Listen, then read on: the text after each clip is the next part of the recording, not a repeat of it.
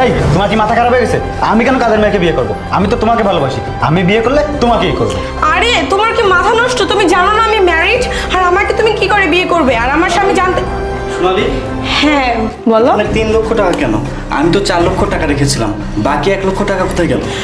জান, এটা মনে হয় নিশ্চয় এক কাজের মেয়ে আর ওর বয়ফ্রেন্ডের কাজ। ওরা বিয়ে করবে বলে আগে থেকে আমাদের কাছ থেকে টাকা সরিয়ে নিয়েছে।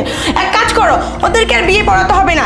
এই মেয়েটাকে তুমি এক্ষুনি জেলের ভাত খাও, কারণ এমনি তো ও দোষ করেছে। আমাদের বাড়িতে ওর বয়ফ্রেন্ডকে এনে নষ্টামি করতেছে। সোনালি, তুমি চুপ থাকো।